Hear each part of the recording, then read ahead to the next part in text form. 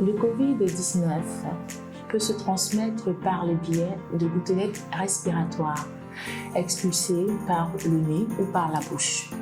Ces gouttelettes peuvent se déposer sur des surfaces ou sur des objets. À ce moment, il faudrait donc penser à désinfecter à tout moment ces surfaces et ces objets. Le Covid peut se transmettre aussi par ces gouttelettes d'une personne à une autre par ces gouttelettes, soit en toussant, soit en éternuant ou par des sécrétions nasales. C'est pour ça qu'il est important de respecter la distanciation entre deux personnes et surtout parce que nous ne savons pas toujours à combien de mètres nous sommes l'un de l'autre, il est très important de porter des cache-nez. Actuellement, le choix est plus porté vers les cache-nez en tissu. Parce que nous nous sommes rendus compte que ceux vendus en pharmacie étaient portés pour 3 à 4 heures de temps maximum. Ce qui faisait qu'il fallait se procurer au moins 2 par jour. Et ça devenait coûteux pour le Camerounais moyen. C'est pour cela que les masques en tissu ont été mis en avant pour permettre à tout Camerounais de pouvoir avoir un masque. Parce que ce dernier, il est lavable, il est réutilisable.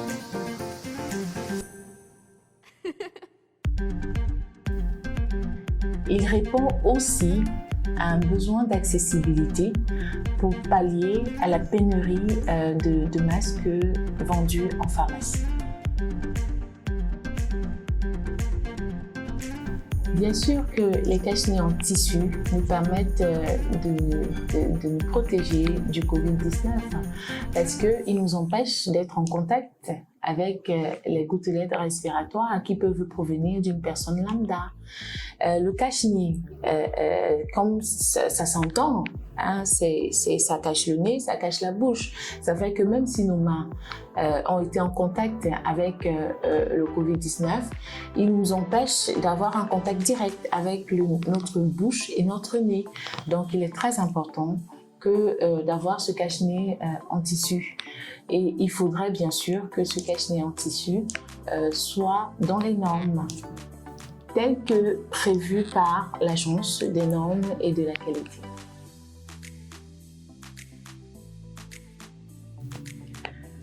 Parlant donc de masques en tissu, en voici un juste à côté de moi. Voilà, un qui a été confectionné dans les normes par une couturière. Donc, déjà avant de toucher mon masque, la première chose à faire, c'est de me désinfecter les mains. Chose que je vais faire, je me désinfecte donc les mains avant de toucher mon masque. On en retrouve énormément dans des coins de rue, dans des boutiques, chez des tailleurs, chez des couturières et tout. Et il serait très important, déjà, ça c'est un conseil que je donne aux tailleurs, aux couturières, de mettre ces masques, après les avoir confectionnés, de les plastifier, de les mettre dans un plastique, mais de les protéger. Parce que nous nous sommes rendus compte que quand une personne vient chercher un masque en tissu, elle prend le masque, elle essaye. Si ce n'est pas son goût, elle redépose. Et une autre personne vient derrière, prend le même masque et essaye aussi. Donc ça veut dire que la première personne à avoir essayé, si elle a été contaminée, elle va contaminer toutes les autres personnes qui sont venues prendre le masque et tester. Et c'est pour ça aussi qu'il faut, après avoir acheté son masque, ne pas le mettre directement sur son visage. Il faut au préalable rentrer à la maison, désinfecter son masque. Une fois que j'ai pris mon masque, je l'ai enlevé de son enveloppe, donc de son plastique, ou de son emballage, autant pour moi. Je le prends par l'élastique. Je le prends par l'élastique pour éviter de toucher les autres parties. Je le porte ainsi. je le passe derrière mon oreille et l'autre côté. Donc, ça fait que je suis protégée et je protège toutes les personnes qui viendront en face de moi. Et pour savoir si effectivement mon masque il est bien, il faudrait que je me rassure qu'il n'y ait pas d'air qui passe à travers le masque. On va essayer avec ce briquet. Donc je vais l'allumer et je vais souffler pour voir s'il y a de l'air qui passe à travers.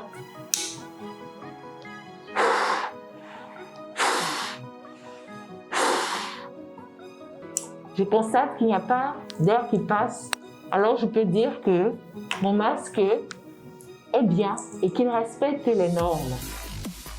Si je n'ai pas de briquet à côté de moi ou de flamme, je peux me servir d'un déodorant. Je prends le déodorant que je pulvérise de l'intérieur à l'intérieur de mon masque. Et si je ne le ressens pas à l'extérieur, ça voudrait dire que mon masque est bon. Donc, j'exhorte tout le monde à porter un masque, un cache-nez en tissu. Maintenant, si je veux retirer mon masque, je prends la partie où il y a l'élastique, je fais comme ceci, j'enlève la première partie et la deuxième. J'évite vraiment de toucher l'intérieur ou l'extérieur de mon cache-nez. Nous avons aussi remarqué qu'il y a beaucoup de personnes qui laissent leur cache-nez sur les oreilles et puis qui laissent tomber sur le menton. Mais il y a un risque.